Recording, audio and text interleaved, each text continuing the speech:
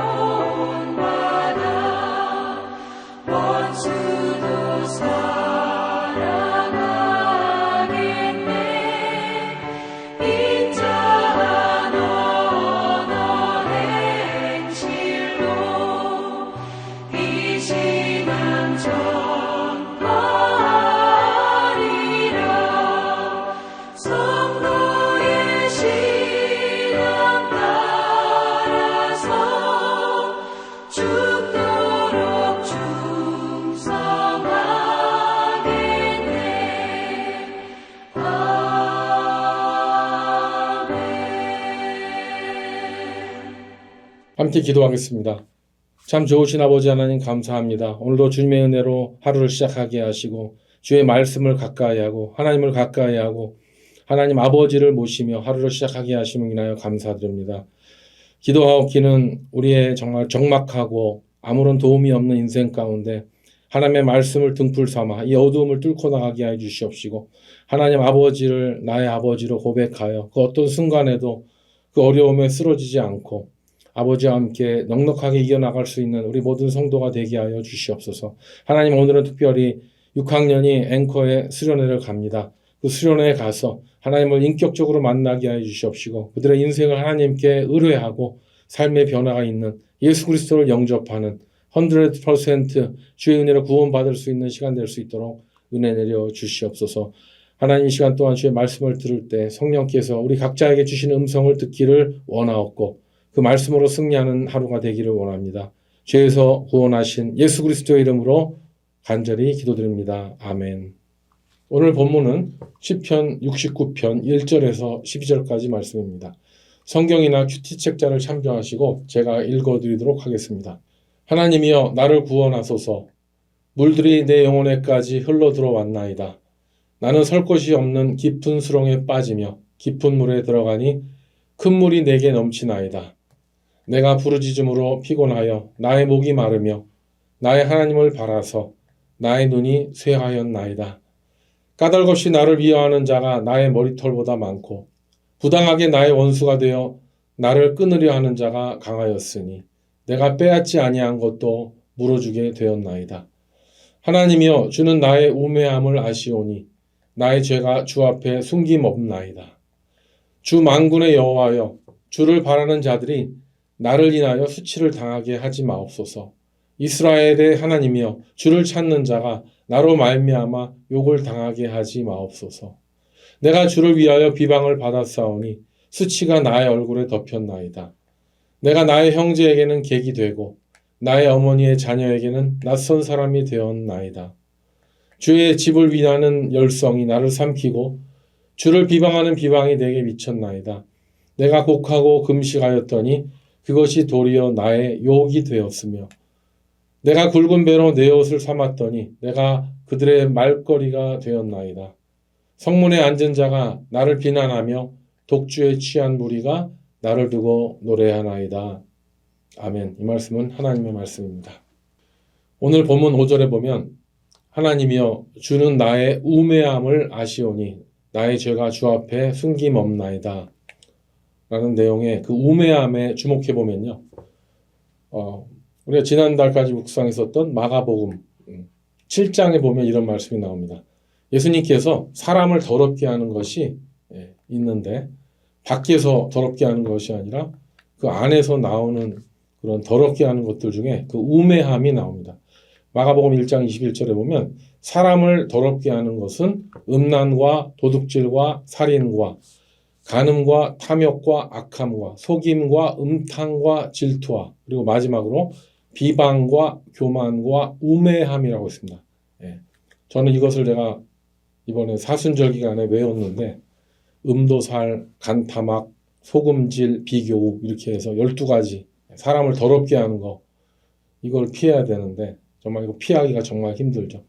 근데 이 사람을 더럽게 하는 이것들 중에 제일 마지막에 나온 것이 우매함이 사람에서 나오는 그 우매함이 사람을 더럽게 할 수 있는 죄가 될 수 있다고 하는데 시편 기자는 자신의 우매함이 하나님 앞에 얼마나 숨길 수 없는 큰 죄인지를 고백하고 있는 것이죠. 특별히 4절에 보면 까닭 없이 나를 미워하는 자가 나의 머리털보다 많고 부당하게 나의 원수가 되어 나를 끊으려 하는 자가 강하였으니 내가 빼앗지 아니한 것도 물어주게 되었다라는 이런 억울함을 이 부당함을 호소하고 있는데요. 이 모든 이유가 5절에 나와 있는 그것이 자신의 죄로 인한 것이 아닌가. 특별히 자신의 우매함으로 인해서 파생된 죄의 결과로 인해 자기뿐만 아니라 자기 주변에 있는 사람들까지 어려움을 겪게 하고 있는 것이 아닌가 자책하면서 하나님 앞에 고백하고 있는 것을 볼 수가 있습니다. 오늘 본문 시편 69편의 전반적인 내용은 무엇입니까? 그것은 다윗이 대적들에게 당하는 그런 박해로 인해서 억울함이 있고 그로 인해서 그가 종교적으로 또 금식하고 뭐 기도하는 것들조차도 대적들의 말거리가 되고 있다. 비난이 되고 있다라는 이런 내용을 하나님 앞에 솔직하게 기도문 형식으로 호소하고 있는 것을 볼 수가 있습니다. 그런데 우리는 이런 다윗의 솔직한 태도, 특별히 그 호소하는 그런 기도의 형식을 우리가 배워야 된다는 것이죠. 이 시대를 살아가면서 이렇게 배워야 되는 다윗의 영성이 바로 자신의 그 처절한 형편을 그냥 있는 모습 그대로 가감 없이 하나님 앞에 내려놓는 이런 영성을 우리가 배워야 된다는 것입니다. 이렇게 해야지만이 다윗처럼 다윗이 그가 아무리 처절했지만 그 영적으로 늘 건강한 상태를 유지할 수 있었던 그 일체의 비결이 바로 하나님 앞에 솔직하게 내놓는 영성, 이것을 배워야 된다는 것입니다. 이것이 바로 다윗이 유지했었던 그 일체의 비결이었다. 영성을 유지할 수 있었던. 그래서 이 일체의 비결이란 말이 빌립보서에 나옵니다. 사도 바울이 이제 빌립보에 보내는 서신인 4장 11절에 보면 이런 말씀이 나오죠. 내가 궁핍함으로 말하는 것이 아니니라. 어떠한 형편에든지 나는 자족하기를 배웠노라 하면서 여러분 바울이야말로 예수님을 그렇게 심하게 박해했던 사람이었는데 그가 변화되니까 어떻게 됩니까? 이제는 반대로 예수님 때문에 매맞습니다. 예수님 때문에 감옥에 갇힙니다. 억울하게 그렇게 됩니다. 그래서 이제 그가 바울이 한 말이 12절에 나오죠. 나는 비천에 처할 줄도 알고 풍부에 처할 줄도 알아. 모든 일, 곧 배부름과 배고픔과 풍부와 궁핍에 처할 줄 아는 일체의 비결을 배운다. 그래서 여기서 그 일체의 비결이 여기서 나오는데 아마도 사도 바울도 다윗의 시편을 읽었을 것입니다. 그가 보면은 그가 억울하게 까닭 없이 매맞고 억울함 당할 때 다윗이 겪었었던 그런 일체의 비결 어떻게 있겠습니까? 정말 하나님 앞에 있는 모습 그대로 구하는 것이죠. 정말 우리는 정말 보면은 내가 내 죄 때문에 고난을 겪는 거라면 좀 이해가 좀 그래도 좀 될 수가 있는데 괜히 까닭 없이 맞고 고난 당하고 어려움 닥치고 이런 어려움들을요 여러분 그냥 그냥 사람들 앞에도 아무런 포커페이스로 그냥 가만히 있고 또 하나님 앞에도 그냥 그런 마음 그냥 꽉꽉 쌓아놓고 그냥 여러분 그 옷장에다 막 옷을 막 구겨 놓으면 어떻게 됩니까? 그냥 겉으로 깨끗하게 보이게 하려고 옷장에 막 구겨 놓으면은 그냥 한 번에 확 열려서 쏟아 놓을 수 있습니다. 제가 어릴 때 이렇게 미련하게 집을 청소하려면은 막 벽장에다 막 다 쑤셔 이것저것 다 쑤셔 박아 놓고 문을 딱 닫아 놓는데 확 열면은 확 쏟아져 나오는데 여러분 우리는 평소 때 그때 옷가지도 좀 빨래 해놓고 잘 접어 놓아 두고 정돈해 두면 우리 삶이 얼마나 좀 여유가 있고 참 좋습니까? 우리 영적인 삶도 마찬가지죠. 우리가 기도하면서 말씀 묵상하면서 우리 삶의 그 어렵고 힘든 것들을 그때 잘 정리해 놓는 것이 우리 영성을 관리하는데 아주 중요한 요소가 된다는 것이죠. 그냥 우리가 바쁘다는 이유로 우리 삶을 그냥 막 살아 제끼기만 하고 하나님 앞에 기도도 안 하고 말씀도 안 읽고 큐티도 안 하고 그렇게 호소하지도 않고 이렇게 가면은요 정말 영적으로 위험한 상태에 갈 수가 있습니다. 아니 위험한 상태를 지나버려서 나중에는 영적 불감증에 갈 수가 있습니다. 정말 저같이 모태신앙으로 자라신 분들이 참 이런 거 조심해야 됩니다. 영적 불감증에 걸리기 쉽습니다. 교회를 오래 다니면요, 뭐 교회에 들어가는 걸 다 알게 되니까 이제 무슨 뭐 새로운 것에 대한 반응이 없어요.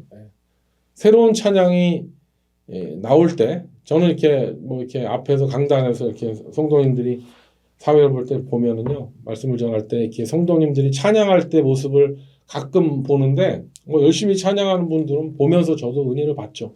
그런데 제일 안타까운 건 뭐냐면은 찬양이 나오는데 아무런 반응이 없이 딱 화난 사람 같이 딱 있는 거예요. 그냥 뭐 좀 찬양이 어려우면 뭐 기도를 하시든지 함께 손을 들기도 하시든지 뭐 이렇게 따라 하려고 그냥 애를 쓰시는 그런 모습은 참으로 오히려 더 이렇게 참으로 이렇게 좋습니다. 그런데 그냥 아무런 생각 없이 화난 사람처럼 그냥 멍하게 가만히 계시고 그냥 이렇게 반응 안 하시는 거 보면은요 영적 불감증에 갔을 확률이 높습니다. 이런 분들 보면은 요한계시록 14장 3절 말씀이 생각이 납니다. 그들이 보좌 앞에 내 생물과 장로들 앞에서 새 노래를 부르니 땅에서 속량함을 받은 14만 4천 밖에는 능히 새 노래를 배울 자가 없더라. 새로운 노래, 새로운 문화가 막 교회에 들어오는데 특히 어른들 참 새로운 노래 어렵죠. 저도 어렵습니다. 그렇지만 그 노래를 노래 곡조가 어려우면 가사라도 읊조리려고 하고 눈 뜨고 가사를 보고 묵상해야지 이거는 나랑 내 스타일이 아니야 하고 눈 감고 마음을 확 닫아버리면요 이거는 새 노래를 배울 수가 없는 그런 안타까운 상황이 되는 것이죠. 여러분 우리가 뭐 새로운 노래를 뭐 영원히 배우겠습니까? 우리가 이 땅에서 속량함 받고 하나님께서 우리를 부르실 때까지만 그냥 성전에서 예배를 드릴 수 있을 때까지만 우리는 이 새 노래를 배워야 합니다.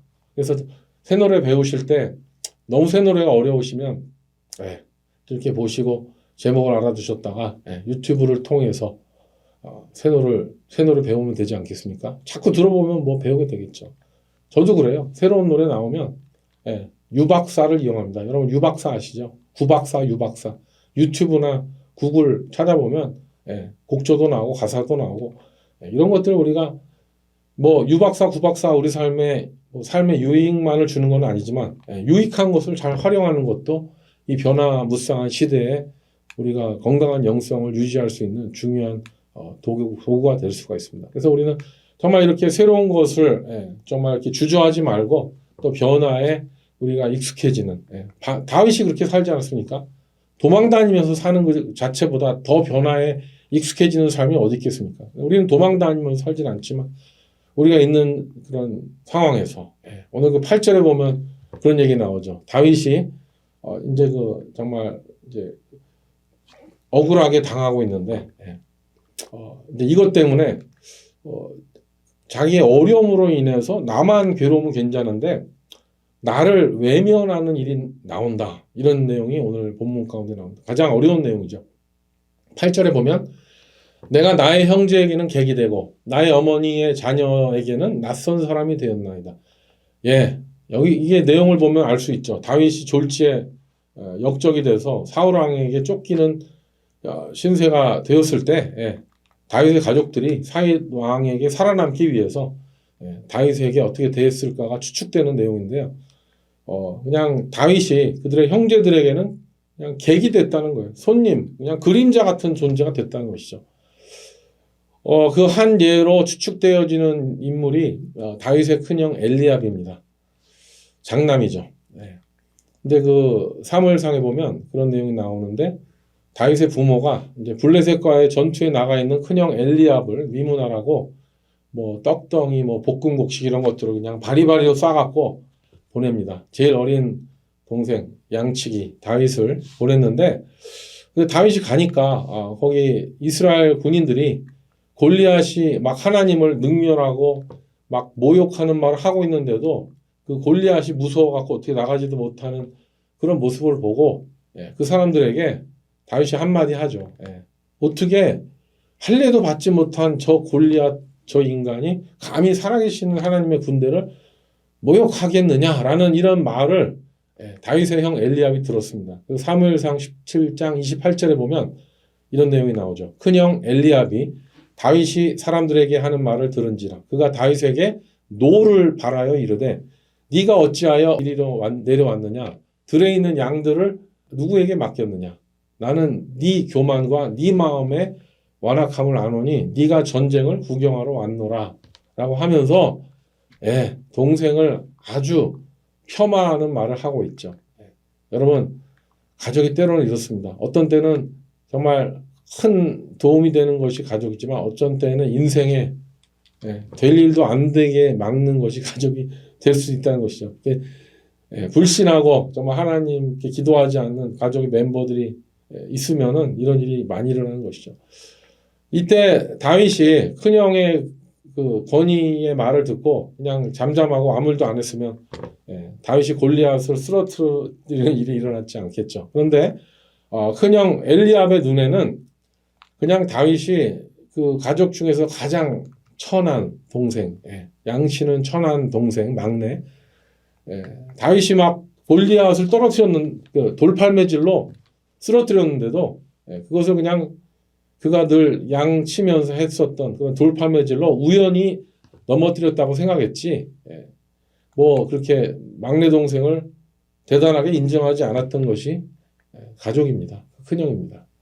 사울 왕에게 쫓기는 그 신세가 됐는데도 그러니까 엘리압의 말을 더 들었겠죠. 가족들은 뭐 다윗이 뭐 골리앗 쓰러뜨린 게 뭐 대단하게 나가서 멋있게 칼싸움하다가 쓰러뜨린 게 아니라 돌팔매질로 해서 그냥 우연히 쓰러진 거야. 재수가 좋았던 거야. 뭐 이렇게 얘기를 하니까 이것이 참 이렇게 가족들한테 인정받지 못했었던 다윗이었습니다. 하지만 다윗이 쫓길 때 정말 이렇게 막 숨어 도망 다닐 때 그때 고생할 때 함께 해주었던 가족이 나중에 진정한 가족이 되는 것을 알 수가 있죠. 시편 69편에 보면 이 사건뿐만 아니라 다윗의 마음에 여러 가지 복합적인 그 삶의 과거의 흑역사와 그 아픔들이 느껴지는 부분들이 많이 나옵니다. 10절에 보면은 내가 곡하고 금식하였더니 그것이 도리어 나의 욕이 되었으며 내가 굵은 배로 내 옷을 삼았더니 내가 그들의 말거리가 되었나이다. 성문에 앉은 자가 나를 비난하며 독주에 취한 무리가 나를 두고 노래하나이다 할 때 이 내용을 보면 또 이 세팅은 또 다른 부분인 것 같아요. 이것은 다윗이 왕이 된 다음에 있었던 일 같습니다. 그래서 그가 장남 압살롬이 반역을 했을 때 궁에서 쫓겨났었던 도망갔었던 때를 회상한 것 같습니다.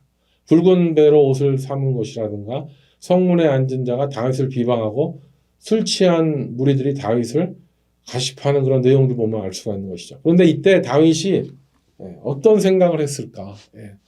아마도 자업자득이 아닐까라고 생각하지 않았을까 생각이 됩니다. 하나님은 다윗을 그 마음에 합한 사람이라는 말을 했지만 그 다윗에게 하나님의 성전을 건축하도록 허락하지는 않았습니다. 왜 그러냐면 직접 말씀하셨죠. 다윗 너는 네 손에 너무 많은 사람들의 피가 묻어있기 때문에 성전을 건축할 수 없고 네 아들인 솔로몬이 그 성전을 건축하게 하라 라고 했습니다. 그래서 이 다윗은 정말 그렇게 험한 꼴 직접 오늘 이 성경 구절을 보면 그 아들 압살롬이 반역해서 정말 그 궁궐 지붕에서 자신의 후궁들을 능욕하고 있는 그런 것들을 다 들어야 했고요. 별의별 기억이 다 났겠죠. 자기가 지은 죄, 자업자득이 뭔가 생각이 다 났을 텐데 뭐 그냥 피를 많이 흘렸다는 그런 거 보면은 그 사울 왕의 사위가 되기 위해서 잘 보이려고 애꿎은 블레셋 사람 그 200명을 죽였다는 그런 내용이 나옵니다. 포피를 가져다가 줬다. 그리고 또 뭐 여러분 잘 아시는 내용 아닙니까? 충신이었던 우리아의 아내 밧세바를 그의 왕위로 겁탈한 것도 부족해서 그 임신사실을 감추기 위해서 치사하게 우리아를 전선에서 데리고 와서 밧세바에게 동침하려고 했는데 우리아가 충신이어서 친구들 다 전선에서 죽어가고 있는데 내가 어떻게 아내와 동침하겠느냐라고 그 충절을 지키니까 그것을 이제 최전선에 보내서 우리아를 죽게 해버리는 살인 교사를 해버리는 그렇게 했었던 것이 어떤 다윗의 정말 그 인생 가운데 아주 추한 모습 아니었습니까? 그런 모든 것에 대한 과거에 대한 후회와 죄책감이 나의 죄로 인해서 내가 이렇게 어려움을 겪고 있구나 라는 것을 여러분 저도 이렇게 잘 알고 있는데 다윗 시대에 살았던 사람들이 얼마나 더 잘 알겠습니까? 다윗이 젊을 때 막 왕이 되고 막 그렇게 승승장구했을 때는 그렇게 칭송했었던 사람들이 이제 다윗이 늙고 힘이 없어지니까 그의 측근까지도 배신해서 압살롬에게 붙어버리는 그런 상황들을 겪고 다윗이 오늘 시편 69편을 썼던 것 같습니다. 그러니까 그가 하나님 앞에 종교적으로 금식을 하고 베옷을 입고 고구를 하고 아무리 뭘 다 해도 그의 마음에는 평화가 없고 오히려 사람들에게는 비난을 당했다는 그 내용이 나옵니다. 이건 보면은 다윗이 그냥 땅에 떨어진 정도가 아닙니다. 이것은 그냥 곤두박질 쳐진 정도가 아니라 깊은 땅굴에 처박혀버렸던 그런 그의 영성. 정말 객관적으로 볼 때는 도저히 소생할 수 없는 그런 상황이었지만 어떻게 됩니까? 다윗은 다시 일어납니다. 어떻게 일어납니까? 그 내용이 바로 오늘 69편 1절에서 3절에 나오는 그 기도의 내용이죠. 이렇게 기도를 하니까 하나님이 그를 다시 살려주신 것입니다. 하나님이여 나를 구원하소서 물들이 내 영혼에까지 흘러 들어왔나이다. 나는 설 곳이 없는 깊은 수렁에 빠지며 깊은 물에 들어가니 큰 물이 내게 넘치나이다.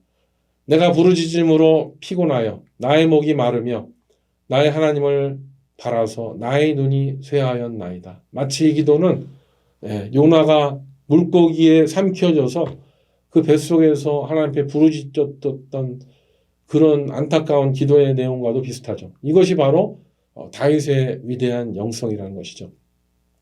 정말 어떤 까닭 없이 사고와 억울함을 당하고 그런 것뿐만 아니라 내 죄가 생각이 나서 그 죄로 인해서 겪고 있는 이 현재 어려움과 고통까지도 하나님 앞에 있는 모습 그대로 솔직하게 아뢰는 그런 기도의 영성을 배우시는 저와 여러분 되시기를 주님의 이름으로 축원합니다. 여러분, 하나님께서 왜 아버지십니까?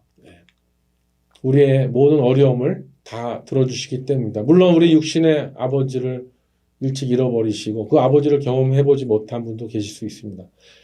그리고 또 육신의 아버지를 모시고 계셨지만 그 육신의 아버지는 우리를 100% 우리를 만족시킬 수 없습니다. 들어주셔도 할 수 있는 일이 한계가 있습니다. 하지만 우리 하늘 아버지 하나님께서는 다 들어주신 거죠. 다윗이 그렇게 가족들에게 멸시를 당했지만 하나님께서는 그에게 영적 가족들을 회복하셨습니다.